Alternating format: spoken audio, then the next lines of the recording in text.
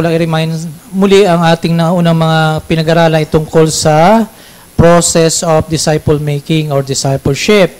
Nandiyan yung number 1 ay proclaim, and then cultivate, and then equip, and then panghuli yung commission. So doon lang umiikot ang ating gawain na to. Proclaim, cultivate, equip, and commission. So tandaan nyo yung PCEC, Philippine Council of Evangelical Churches.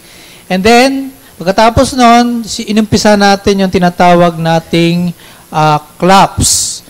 Dahil lang ang discipleship is about conformity to Christ o pagiging pagtulad sa Panginoong Hesukristo sa kanyang pagiging masunurin, ay ang magiging focus ng ating pag-aaral ay patungkol sa kay Jesus. Ano nga yung CLAPS? Number 1, know Jesus, love Jesus, abide in Jesus, serve Jesus, and proclaim. So tapos na tayo dun sa know Jesus nakaraan. Ngayon ay pag-aaralan natin ang love Jesus. Paano natin ibigin ang Panginoon.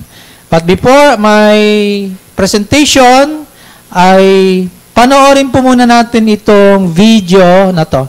Okay na ba, anak? Naka-record sa OBS? Kuya? Okay na? So, thank you. Let us watch this video para tayo ay ma-motivate, ma-encourage all the more. Let's watch. My name is Bella. I'm 7 years old. I am Kian, and I am 11 years old.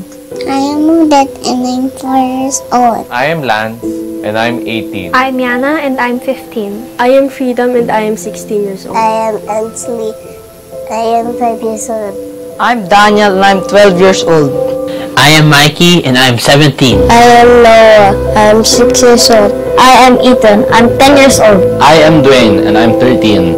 I'm Isa, and I'm 18 years old. I am Caleb. I'm 10 years old. I am Ali, and I am 8 years old. I am Enzo, and I am 21. I am Marcos, and I'm 14. I am Ivan. I am 8 years old. I am Annika, and I'm 21. I am Elle. I am 7 years old. I am Sha, and I'm 17 years old. I am Harold, and I'm 18 years old. I'm Yeye. I'm 7 years old. I'm Migs, and I'm 20. I am Alana, and I am 14. I am Azul. I am 9 years old. I am Zach. I'm 9 years old. I am Wisdom, and I'm 20 years old. I am Zoe. I'm 7 years old, and I want to know Jesus. I want to know Jesus. I want to know Jesus. I want to know Jesus. I want to love Jesus. I want to love Jesus. I want to love Jesus. I want to love Jesus. I want to abide in Jesus. I want to abide in Jesus. I want to abide in Jesus. I want to serve Jesus. I want to serve Jesus. I want to serve Jesus. I want to proclaim Jesus. I want to proclaim Jesus. Can you teach me how? Can you teach me how? Can you teach me how? Can you teach me how? Can you teach me how? There are so many choices. The world is becoming more confusing. I see my friends making choices that scare me. Sometimes I feel lost and don't know what's right. There is so much noise. Everyone talks about different things, and I get mixed up. Help me to love Jesus. Help me to love Jesus. Help me to love Jesus. Teach me how to obey Him. Show me how I can know Him. Give me the chance to serve Him. Guide me to proclaim Him. Disciple me. Disciple me. Disciple me. Disciple me. Disciple us. Disciple us. Disciple us. Disciple us. Because in 10 years, I will be 70. In 10 years, I will be 25. In 10 years, I will be 28. Because in 10 years, I will be 19 years old. In 10 years, I will be 28. In 10 years, I will be 33. In 10 years, I will be 24. I will be 27. Because in 10 years, I will be 28. I'll be 18. Because in 10 years, I will be 15. In 10 years, I will be 27. In 10 years, I will be 31. In 10 years, I will be 23. Because in 10 years, I will be 20. In 10 years, I will be 31. In 10 years, I will be 19. In 10 years, I will be 17. In 10 years, I will be 30. Because in 10 years I will be 16. In 10 years, I will be 24. Because in 10 years, I'll be 22 years old. I will be 17 years old. Because in 10 years I will be 18. I will be 21. In 10 years, I will be 23. Because in 10 years, I will be 30.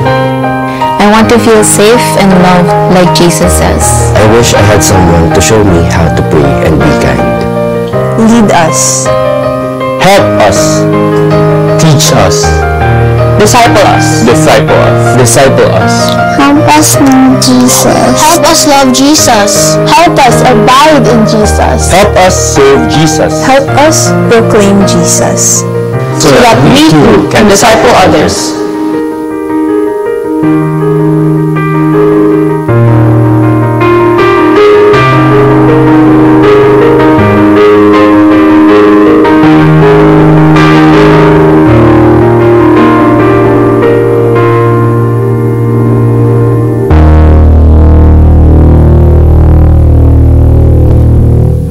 Thank you. So, are you not motivated? Mayroong mga tao nilagay ang Diyos dito sa iglesia and we need to disciple them. Hindi mait sa puwera ang mga bata. Okay? So, nawa, tumulong tayo sa gawain ng pagdidisipulo. Okay po ba yan? So, we're not just here para lamang laging sumamba. Okay yun. Pero ang main business ng Panginoon for the church is to make disciples. So again, let us pray. Panginoon, salamat sa video na to na nagmamotivate, na nag-encourage sa amin na gawin namin intentional ang pag-abot, pagdidisipulo. Tulungan namin ang mga bata how to know Jesus, how to love Jesus, how to abide in Jesus, how to serve Jesus, and how to proclaim Jesus to others. So bigyan niyo po kami ng heart na gawin ito bilang isang iglesia, not just for the few, but for every one of us. At sa aming pag-umpisa ng NDC training na to, we know the road is windy, the road is so narrow, napakabigat, Panginoon, sa pag-umpisa. Maraming mga question na nagsasalimbayan sa aming isip on how to do it, but here we are, by your grace. Andito na po kami sa 4th session na to. So I pray for wisdom, I pray for the power of the Holy Spirit to move us, Lord God, na maging bahagi ng discipleship program, disciple making, para sa kaluluwalhati ninyo. Ito pong aming dalangin, kahilingan na may pakumbabaan sa pangalan ng Panginoong Hesus. Amen.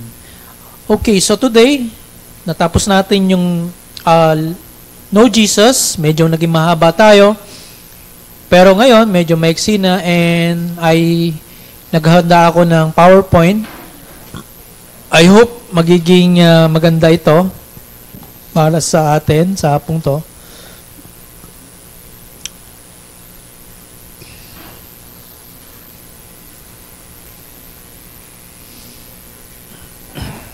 Okay, ng slide. So ito yung ating tatalakayin ngayon. Tapos na tayo sa Know Jesus. And by the way, yung grupo ninyo, kung kayo ay nag-open ng online chat, maganda po yun, ituloy nyo po yun. At kung may leader na po kayo, pwede ninyong ituloy yan.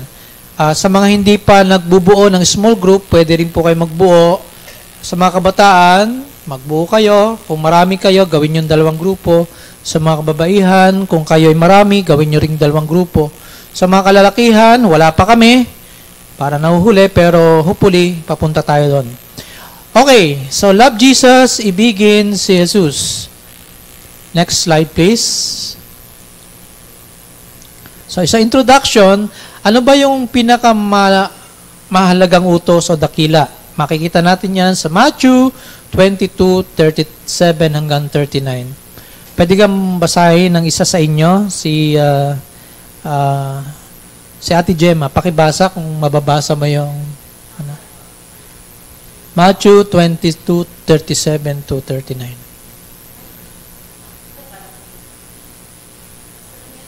Hindi kaya?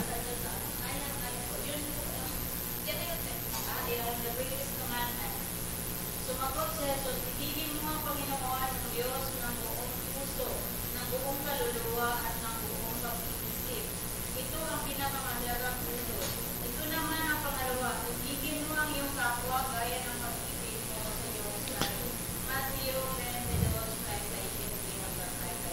Thank you. No, malino pa pala yung mata mo. Medyo maliit. No? Sana magkaroon tayo ng mas malinaw na LCD. Medyo malabo na rin ang dating nito. Kung maaari, malaking TV pwede rin. Pero, meantime, gamitin muna natin ang ating resources na to. So, ito yung utos, dakilang utos. Ibigin ang Diyos at ibigin ang kapwa. So, ito ay dalawang utos na pinapagawa sa atin. Yung pag-ibig sa Diyos at pag-ibig sa kapwa. Okay, so parang kaugnay nito yung ating 10 Commandments, ano? Pag-ibig sa Diyos, pag-ibig sa kapwa. Okay. So, yan ay utos, ha? Ibigin ang Diyos ng buong puso, buong kaluluwa, buong lakas. Ibigin ang kapwa tulad ng pag-ibig sa sarili. Ngayon, ang ating unang magiging prioridad ay ang pag-ibig kay Jesus.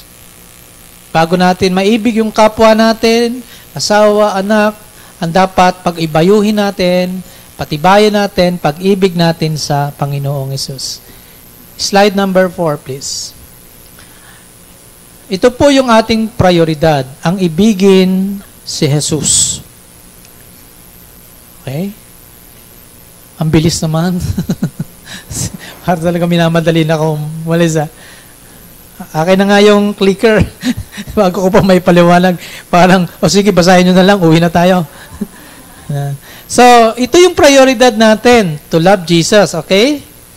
At nang tanungin si Jesus ng isang dalubhasa sa kautusan kung alin ang pinakadakilang utos, ito yung sagot niya doon sa nagtanong sa kanya. Ibigin mo ang Diyos ng buong puso, kaluluwa at pag-iisip, at ang ikalawa, ibigin ang kapwa katulad ng pag-ibig sa sarili. Maaari nating ibigin ang kapwa ng walang pag-ibig para sa Diyos. Posible ba yun? Maraming gumagawa ng ganyan. Maraming mga foundation na tumutulong, nagkakawag-gawa, no? May ibig sa kapwa, pero wala namang pag-ibig sa Diyos. At karaniwan, nangyayari, puro show lang. Wala namang problema doon sa paggawa ng mabuti. Pero, pag puro show, pinangangalandakan, itong ginagawa namin, ganito, ay wala yung pag-ibig ng Diyos doon. No? Hanggat maaari, pag nagbigay ka, maging anonymous ka na lamang. Ano? So, pwedeng umibig sa kapwa ng walang pag-ibig sa Diyos. Nagagawa yan kahit ng mga unbeliever, pero hindi natin maaaring ibigin ng Diyos ng walang pag-ibig sa ating kapwa. Hindi pwede. Kinakailangan natin maunang ibigin ng Diyos at susunod na yung pag-ibig sa ating kapwa.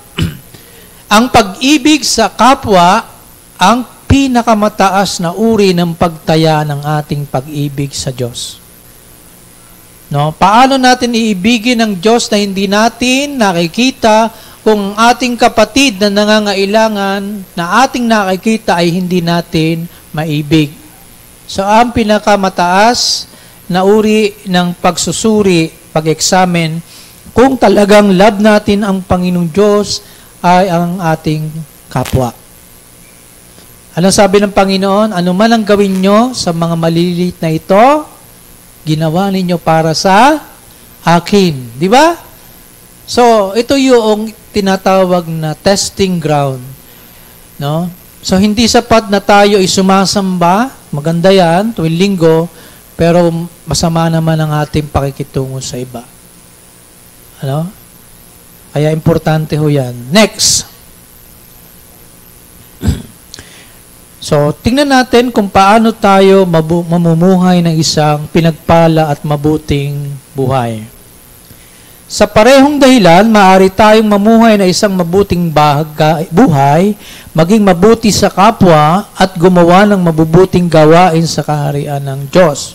Ibig sabihin, kung ating titingnan yung greatest commandment, pwede tayo at the same time, umiibig sa Diyos at umiibig sa ating kapwa at gumagawa tayo ng mabubuti sa kaharian ng Diyos. Ngunit, sa kabila ng lahat ng kabutihang ito na ginagawa natin, maaari pa rin nating hindi maparangalan ang Diyos kung pinabayaan at kinalimutan natin ang ating pag-ibig sa Kanya. Ang ibig sabihin dito, maaari tayong abala sa mga ministeryo, sa mga gawaing may kinalaman sa pagtulong sa kapwa, pag-ibig sa kapwa. Pwede yan at nangyayari yan. Pwede mangyari. Ngunit kung napapabayaan naman natin at nakakaligtaan ang pag-ibig natin kay Jesus, problema yon. Maaaring sabihin sa atin, oy, ang ganda naman ng iyong ginagawa, ang bait mo naman, mahusay ka, no? Pero kung atin naman nakakaligtaan ang pag-ibig sa Diyos, wala tayong panahon sa Kanya, pero abala tayo para sa Kanya, ito po ay hindi balansyado o mabuting uri ng buhay. Sa aklat po ng Pahayag 2, talatang 1 hanggang 3, dito po ay sinulat ng Apostol Juan sa 7 iglesia sa Asia Minor ang mga puna ng Panginoon. At isa sa mga sinulatan ng Panginoon na iglesia ay yung Epeso. Okay. At ano yung panawagan ng Panginoon dyan sa aklat ng Epeso? Paki-ano ng next slide, please. Ang panawagan sa atin bilang mga alagad ay gawing prioridad natin ang ating pag-ibig sa Panginoong Hesus. Yun po yung panawagan talaga.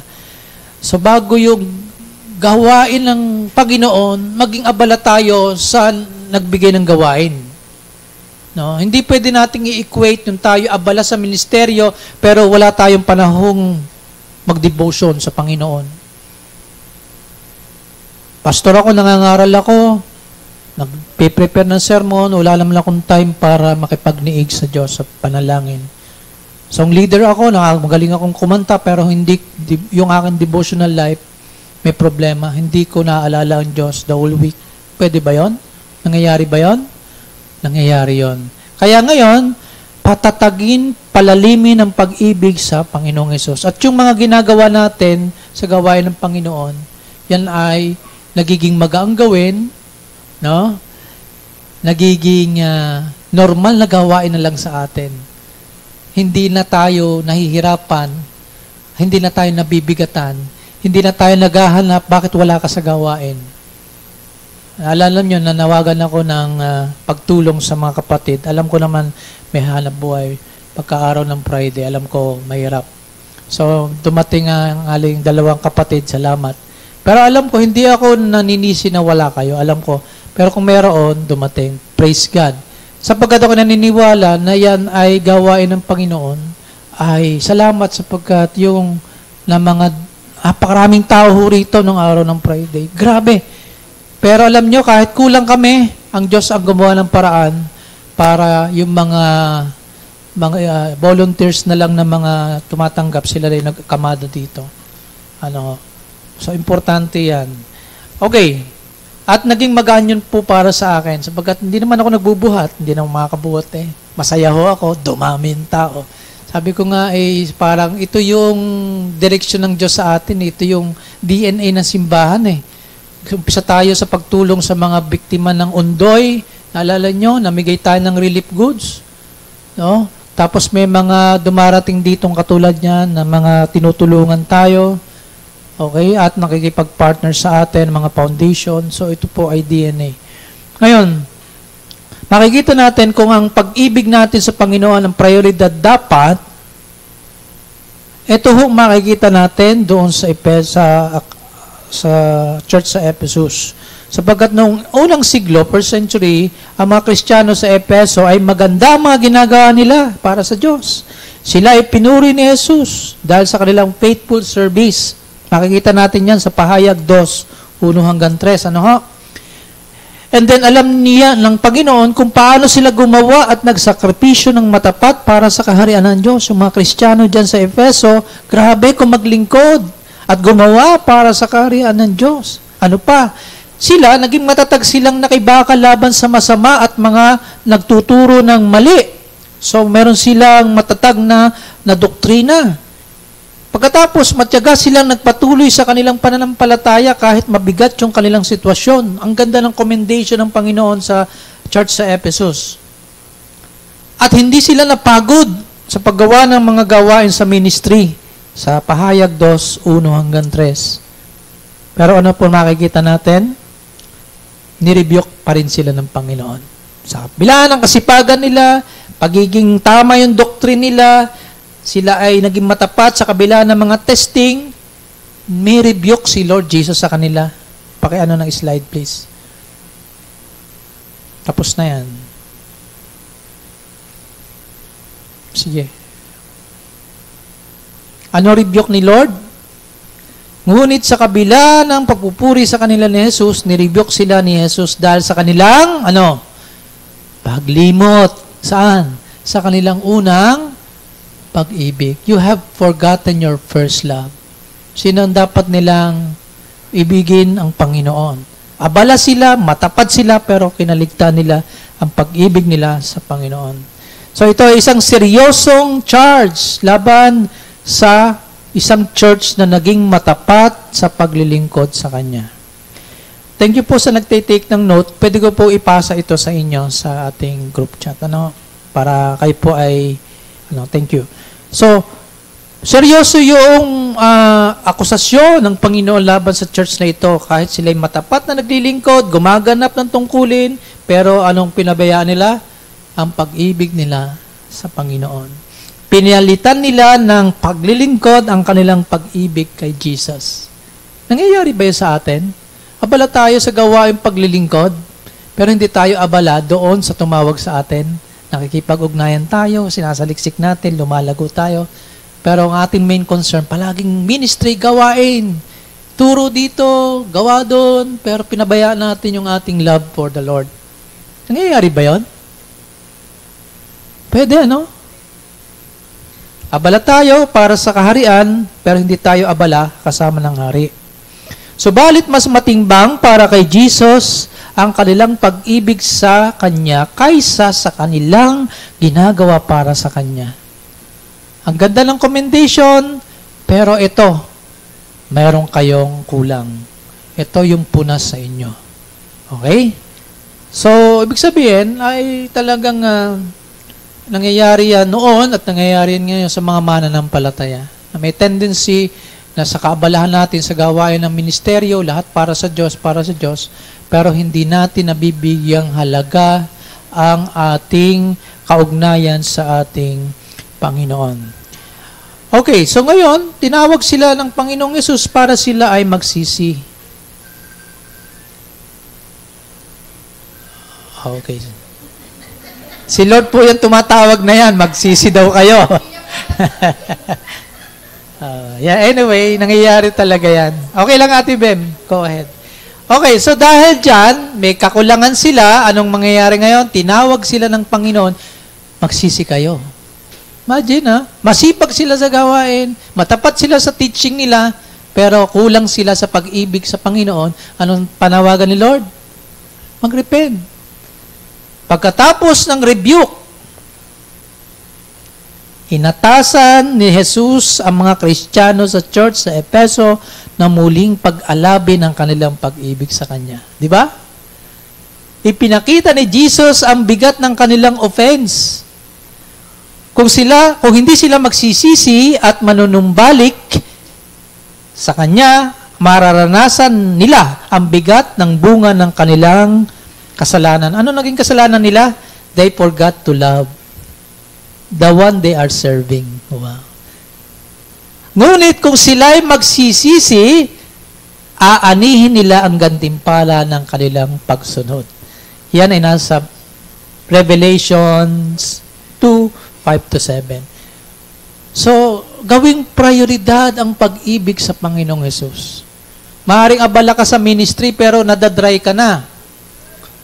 Puro na lang ministry. No? Pero, ang gusto ng Panginoon, yung ministry, bunga na lamang ng iyong kaugnayan sa aking may pag-ibig. Tama ba? Tsaka magaan yung paglilingkod pagka nauna mong ibigin ng Panginoon. Di ba? Alam nyo, pagka ako naunang manalangin, bago ako manggawa ng sermon. Alam niyo, napakahirap gumawa ng sermon. Sa isang katulad kong na mild stroke ng isip, kung ano naiisip, at ano nagsasalimbayan, ang gagawin ko, Lord, tulungan niyo po ako. So, iwanan ko sermon, magbabasa ako ng Bible, magbabasa ako ng devotional book ko, mananalangin ako, Lord help. Pagbukas ko po, dire-diretso ko na nagagawa ang sermon. 2 araw ko hong binubuno ang sermon. Dati 6 hours lang tapos. Ngayon hindi madali para sa akin ngayon. But sa biyaya ng Diyos, nandiyan pa ho ba kayo? Okay. So, pag-ibig kay Lord, yan ang ating tinitingnan na naging kasalanan nila at kung sila ay magsisisi, pagpapalain sila. Ngayon, passion of disciples.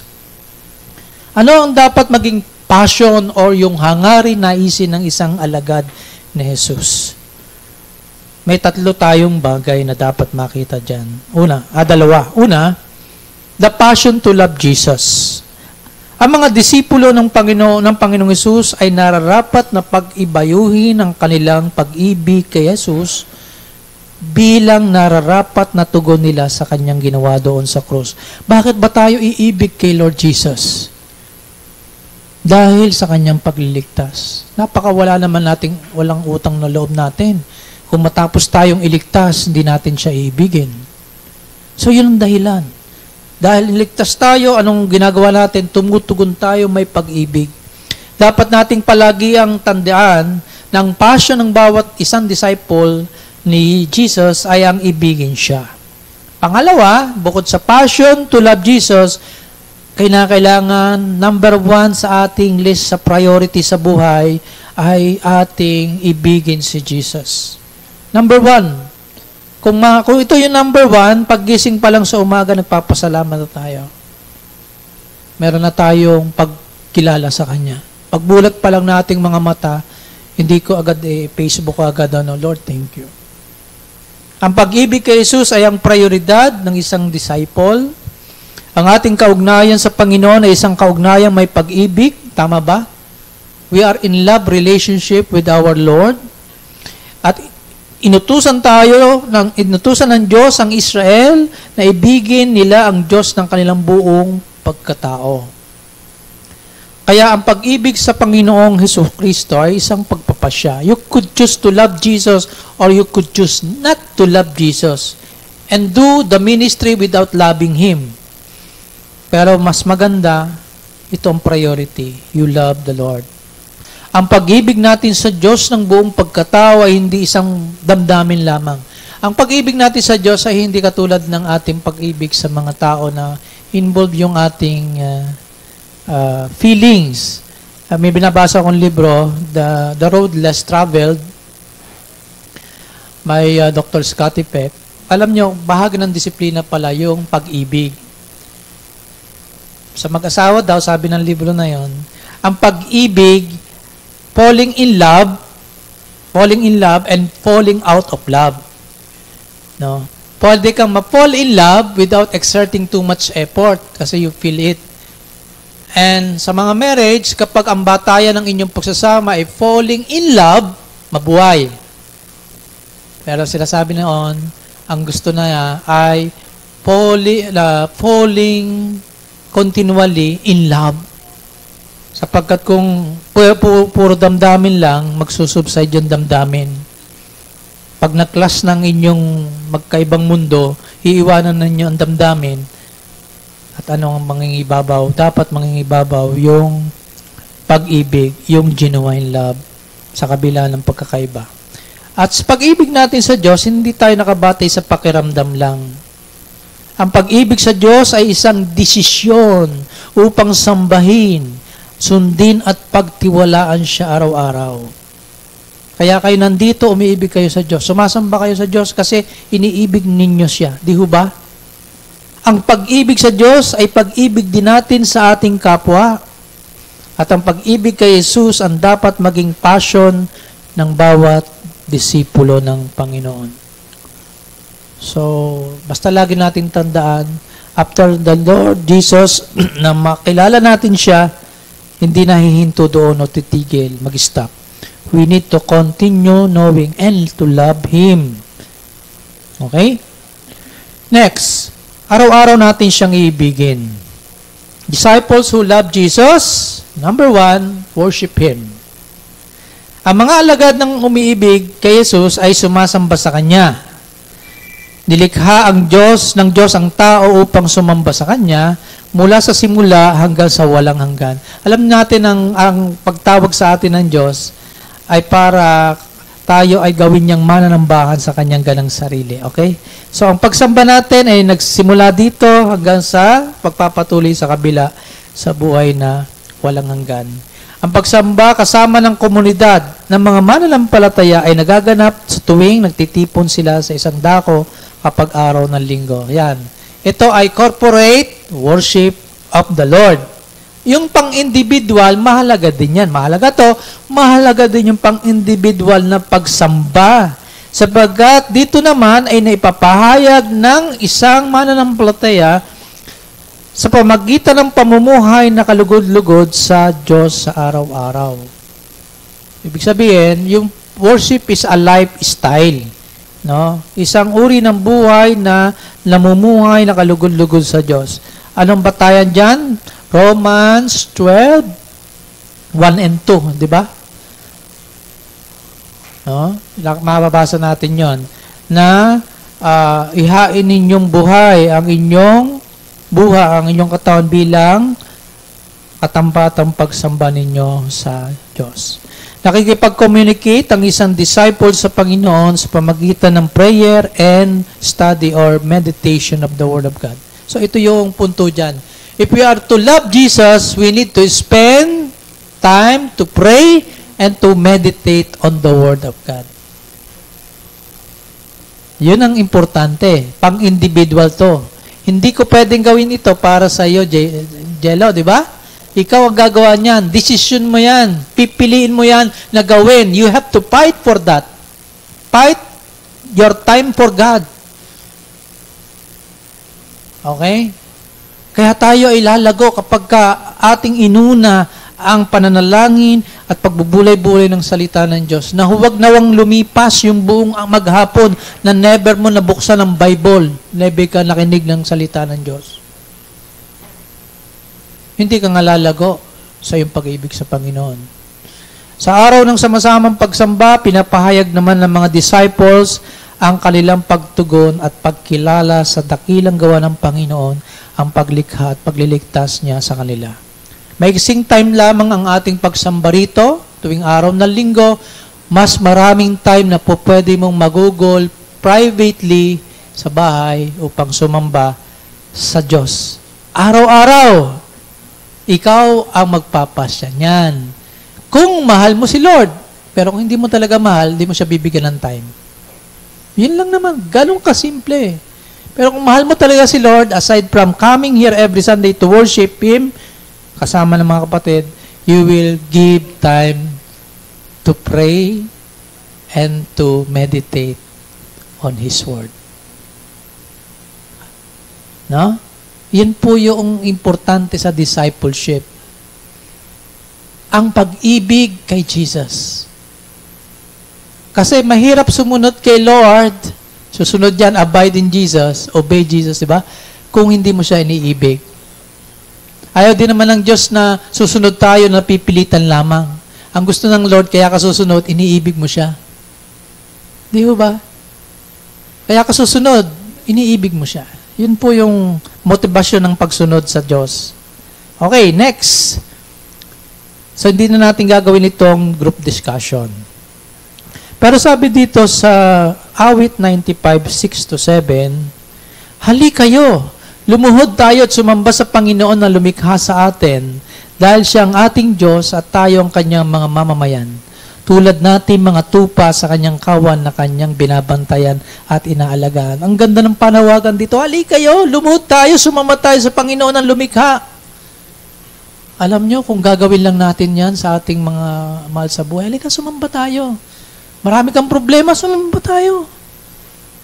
Kung mahal natin talaga sila, ayun, imbitahin natin, dalhin natin. Sumamba tayo sa ating Panginoon. No? Ano ang hinihingi diyan sa ating binasa na yan sa Aklat ng Awit 95? Anong hinihingi? Sumamba sila.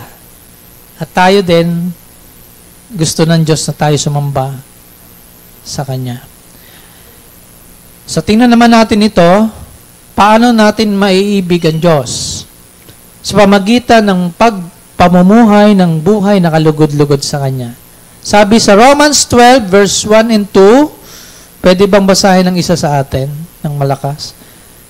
Huwag na yung may birthday, pagod na yan. Sige, Sister Annabel. Pakibasa mo ng malakas. Romans 12, 1 and 2.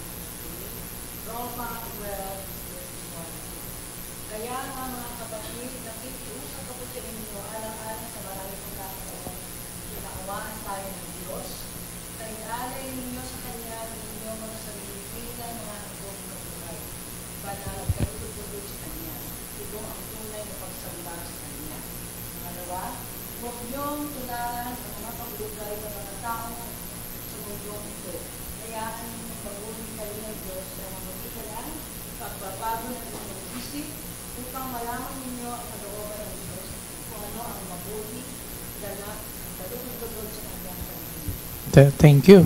Paki-freeze muna nitong verse na to. Kasi may tanong ako.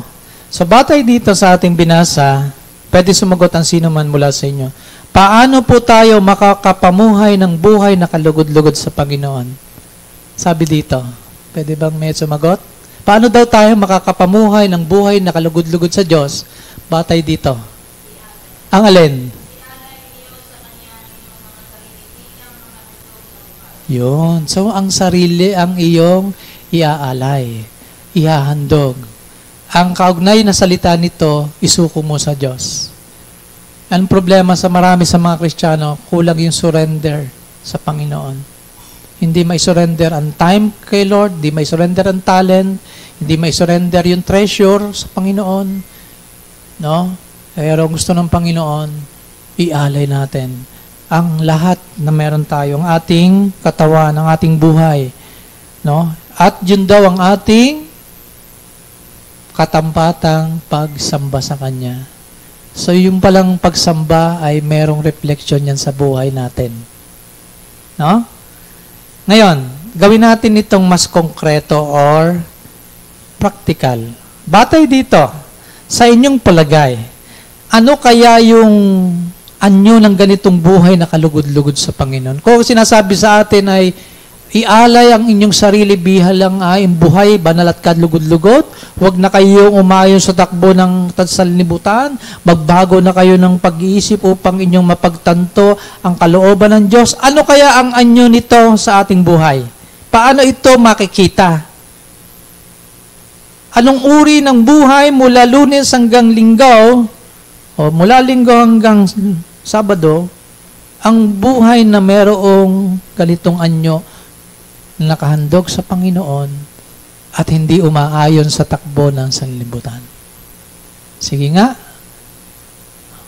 Meron bang gustong magpahayag? Ano kaya ang itsura ng buhay na nakalugod-lugod sa Diyos ayon doon sa Romans 12, 1 and 2? Paano ko kaya iyon magagawa? Sige nga. Yun, magkaroon ng time sa Panginoon. Di ba? Ano pa? Paano? Ano kaya yung anyo ng buhay na kalugod-lugod? Tayo, nalilibutan tayo ng tukso na meron ng sanlibutan ito. Okay.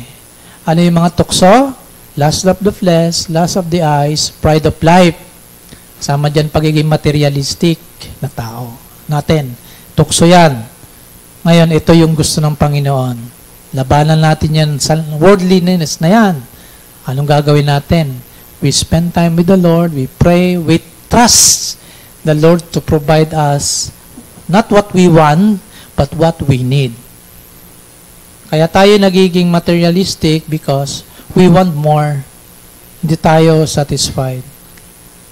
You know, sometimes I feel like ito naman cellphone ko, ito 2018 pa, kung di ako nagkakamali, hanggang ngayon ginagamit ko pa. Medyo naiinis ako, mabagal na, pero hanggang ngayon pinagtsatsagaan ko pa. Yung motorsiklo ko, 2006 model, hanggang ngayon pinagtsatsagaan ko pa. Ginagamit ko. Hindi ako nagkakaroon ng ay, ang ganda. Nagagandahan lang ako. Pero ito yung binigay sa akin ng Panginoon, di ba? So, ibig sabihin, I can live even without these things. No? Pero darating ang Diablo, tingnan mo yung si brother na gano'n, si pastor na gano'n. Ang ganda ng kanyang cellphone, ang ganda ng kanyang motor. Sabihin ng Diablo, yan, kailangan mo magkaroon yan. Anong gagawin mo? Balikan salita ng Diyos. Sabi, be content on what you have, for God has said, never will I leave you, never will I forsake you. Hebrews chapter 13, verse 5 and 6. If you know what is in the Word of God, you could live a life continually. Ang pumipigil lang sa akin, sa totoo lang sa ngayon, para hindi ko ibigay at full blast ay yung aking pakiramdam. Napakasakit talaga. I'm in pain. Kung maayos lang aking pakiramdam, sige, marami pa tayong magagawa sa gawain ng Panginoon. Kahit halos tayo magturuan, maghapon, marami tayong mapapag-aralan. Pero ang ng Panginoon, unahin mo ako. Unahin mo ako. Bahala ako. Ha?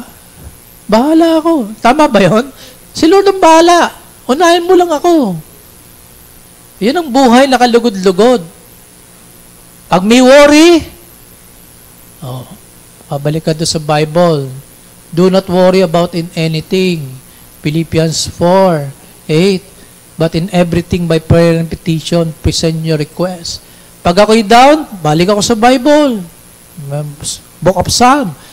Makikita. Yan ay nagpapatibay sa akin. Ha? Alam ko, kapag ito ay inyong binasa, inunawa, binigyan ng panahon, ibigin si Lord, priority si Lord, nasa tamang landas kayo at magiging maganda ang bunga nito sa inyong buhay. Next slide. So, una, disciple who love Jesus, worship Him. Pangalawa, disciples who love Jesus, obey. Obey Him. Sapagkat ang obedience ay expression ng pag-ibig. Sabi sa John 14:21, ang sino mang tumatanggap at sumusunod sa mga utos ko, ang siyang nagmamahal sa akin. Sino daw ang tunay na nagmamahal? Siya na sumusunod.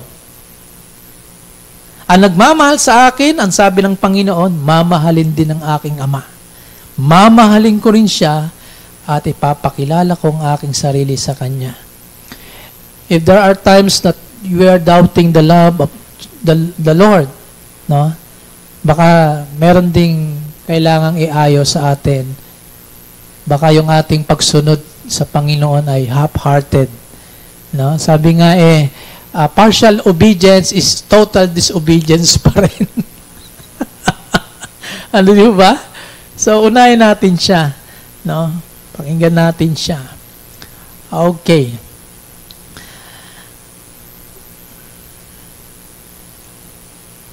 Ang ating pagkakaroon ng kasiyahan sa salita ng Diyos ay nagdudulot sa atin upang maging prioridad natin ito sa kabila ng mga ingay sa paligid natin. Okay, kung pumahal natin, mayroon tayong time to study, to meditate on the Word of God. No?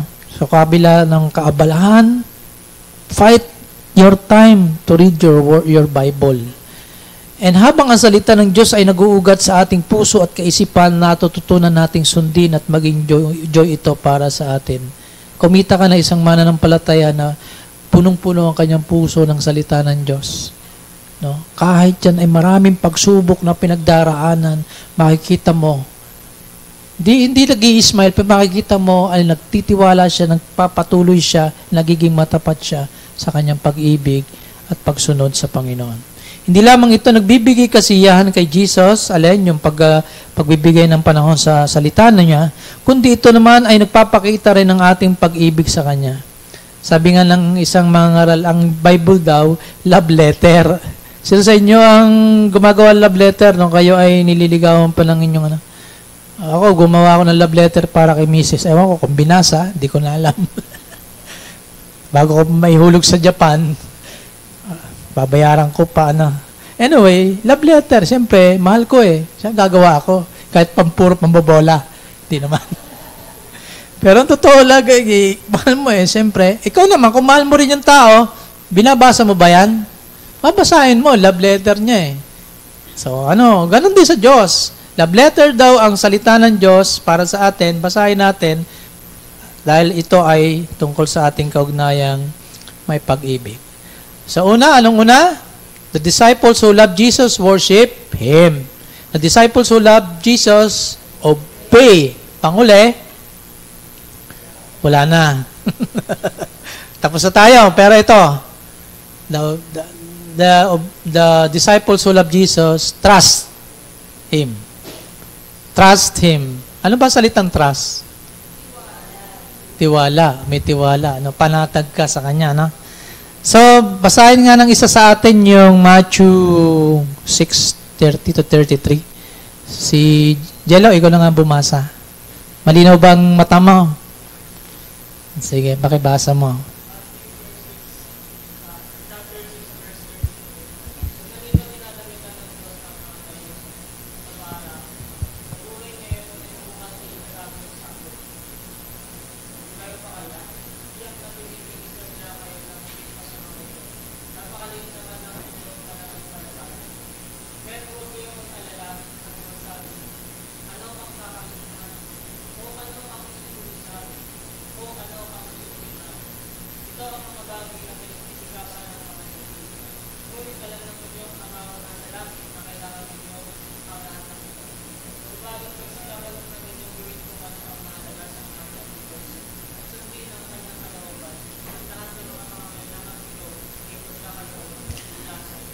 Ayan. Ano ang tinuturo sa atin dito? Huwag mag-alaala, magtiwala. Alam ng Panginoon ang lahat ng detalye sa buhay natin. Alam ng Panginoon kung ano yung iyong katawan, kalagayang pisikal, pananalapi, pamilya, negosyo, name it, alam ng Panginoon. At ang gusto ng Panginoon, magtiwala ka sa akin. Unahin mo ako at ang aking kaharian at ang aking katuwiran. Bahala ang Panginoon. Kapag inuna nating ibigin ng Panginoon, mas grabeng magsukli ang Panginoon. Di ba? Now, we cannot outgive God. If we give something to the Lord, He pays it all the more than what we give to Him. We cannot outgive God. Kaya ang alagad na umiibig kay Jesus ay nagtitiwala sa Kanya. We trust God in our needs. Ngayon, ang tanong, paano tayo tinuturuan? I-preach natin itong talata. Paano tayo tinuturuan ng mga talatang ito upang hindi tayo mag-aalaala, kundi magtiwala sa Panginoon sa larangan ng ating pananalapihan ng buhay at pamilya? Anong itinuturo sa atin? Paano tayo hindi dapat mag-aalaala? Sige nga. Ha? Paano? Ano bang concern ng maraming tao? Okay naman ako. Di ba? Ano pa? Bayarin, no? Okay. Sige. Yan ay kasama sa ating buhay, ano? Ngayon, hindi maiwasang hindi natin bigyan ng pansin yan kasi kung hindi natin mababayaran, maputulan tayo ng Meralco. Ganoon pa man, sa halip daw na mag-aalaala, magtiwala tayo. Yung bang magtitiwala sa Panginoon sa ating mga pangangailangan, ito ba'y nangangahulugan na tayo ay wala nang gagawin, na tayo ay tutulog na lang maghapon at wala ka ng trabaho? Ano? Hindi, di ba? So, gagawin mo yung bahagi na pinapagawa ng Panginoon sa iyo sa araw-araw.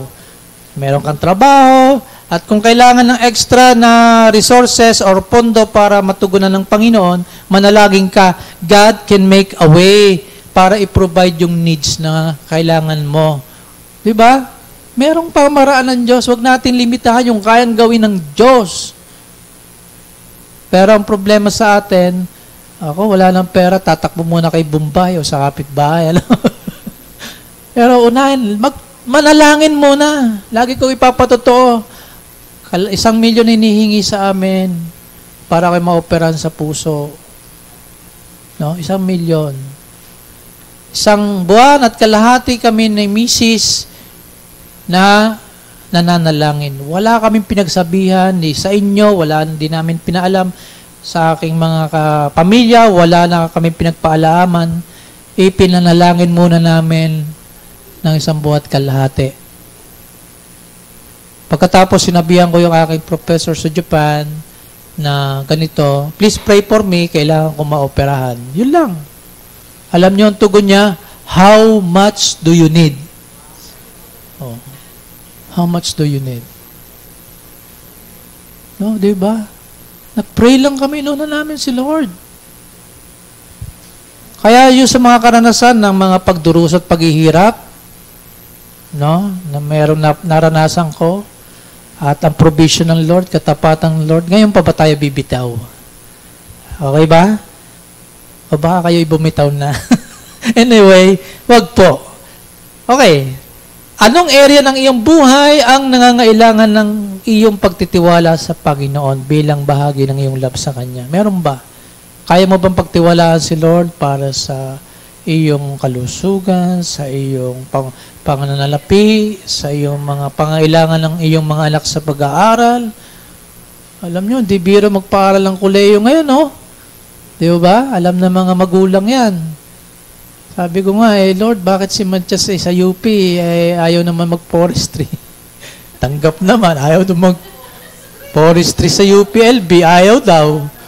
Tapos sa PUP, naubusan ng islat sa dami ng mga mag-aaral na dapat ipasok. Pinagtapusan ni Kakoy. Di bale. Sabi ko, Lord, ang bigat Pero pinag-pray na namin. Maluwag sa kalooban namin tinanggap. At bahala si Lord. Di ba? So, huwag tayo mag-aalala. Si Lord ang bahala dyan. Okay. So, no need to worry. Magtiwala.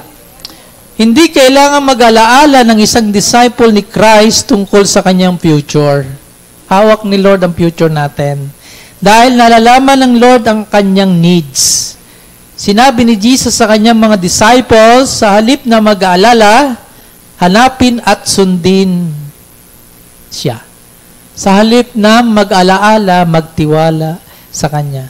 Seek first His kingdom and His righteousness. Yan ang gusto ng Panginoon. And nais ni Jesus na pagtiwalaan natin siya in all our needs. Okay? At ang ating trust sa Kanya ay nagpapakita ng ating love para sa Kanya. Ang ganda, no? So, the disciples who love Jesus worship Him. The disciples who love Jesus obey Him. And the disciples who love Jesus trust Him.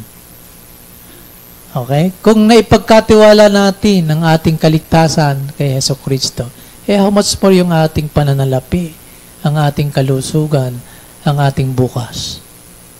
Di ba? So, hindi natin kailangan mag-alaala. Okay? Kundi magtiwala.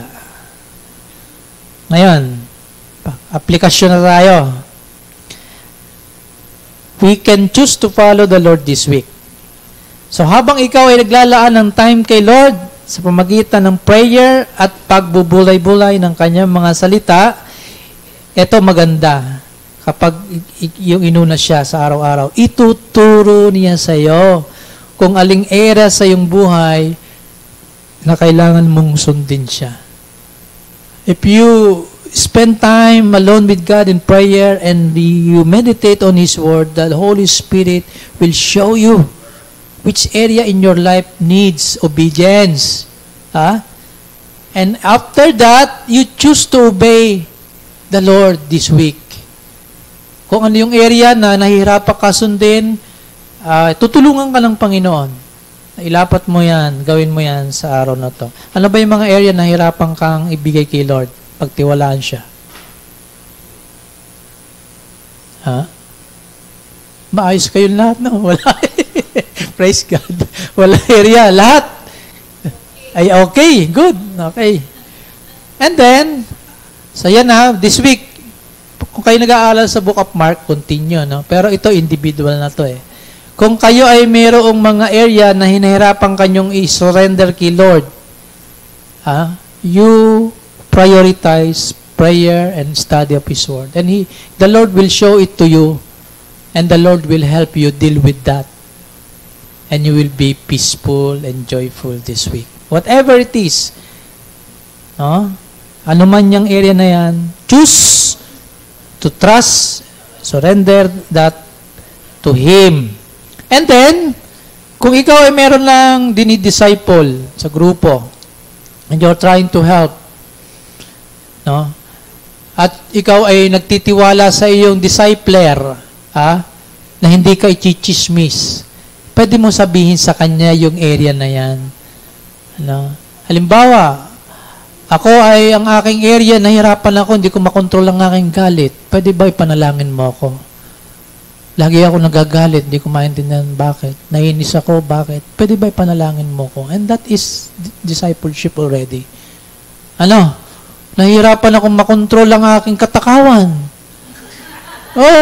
Sabihin mo sa nagdi-disciple sa'yo, panalangin mo ako. Sabihin naman nagdi-disciple sa'yo, ano ba gusto mo? Kain tayo sa labas. Patay. Ano yung mga ganun ba? Yan ay practical na pwede ninyong ipanalangin. Hindi nyo huhusga ng isa't isa, tutulungan nyo siya. Kung ikaw ay merong dinidisipulo sa grupo, ikaw leader, talk to your discipler, okay? Yun po yung gagawin dyan. At tutulungan tayo ng Panginoon na lumago sa area na to. Sino sa inyong walang kahinaan? Area na walang flaw? Lahat tayo meron. So we could be honest to the Lord. We could pray that the Lord will show it to us, and we could also talk to our discipler na nagtitiwalaan, kapatid, this is my weakness. Mahina ako sa ganito. Can you just pray for me so that I could follow and love the Lord Jesus? Diba? Ganda yung kaninang video, no? It's a big challenge. And then, be a tangible expression of love. Paano? Paano tayo magiging kasangkapan ng pag-ibig ni Jesus? This week, pwede kayo magplan ng iyong discipler, kayong dalawa o kayong grupo, na kayo gagawa ng isang mabuting bagay sa iba. O, sa inyong mga nasa grupo, pwede nyong i-message. Ang message ay, kumusta ka na? Alam ko, may sakit ka, pasensya ka na, di kita magdalaw. Eto, GCash number mo, ibigay mo sa akin. Eto na. Yung mga ganun ba? Alam nyo, magiging impact noon sa inyong pagbibigyan ng tulong. Grabe. It's not just about the amount. No. The amount is secondary, but the way you treat that person with love. You are becoming Jesus' expression of His love. Di ba? Simple lang. And that is discipleship. We are part of being disciples. Okay? O kaya magbigay kayo ng regalo sa Kanya. Isang maliit na bagay na hindi tayo maghihintay ng anumang kapalit. Ang mahirap sa atin, if I give you something, you're going to reciprocate it para gusto mong tumbasan. No. Maganda naman yun, walang problema. Pero sana ay huwag tayo magbigay something sa iba. Let the Lord use that particular good work para yung tao, maalala niya ang Panginoon, makita niya yung manifestation ng love ni Lord through us. Okay? So that's it. Mag-pray, sabi dito sa prayer na aking ginawa. Salamat po Panginoong Hesus sa pag-ibig mo sa akin. Turuan po ninyo ako na maipakita ang aming pag-ibig sa iyo sa pamamagitan ng pag-obey sa iyong mga kautusan. Paintulutan mo rin po ako maging blessing sa iba sa linggong ito. Mahal ko po kayo, Panginoong Hesus. So, yun po yung ating gagawin. Okay, so hindi na po tayo magkakaroon ng question and answer. I will send this to our group page. And link ko rin ulit si Ate Bem na mag-close in prayer. Alam ko may question kayo, sa grupo na lang nyo pag-aralan, pag-usapan. Ate Bem, makikisuyo po sa closing prayer.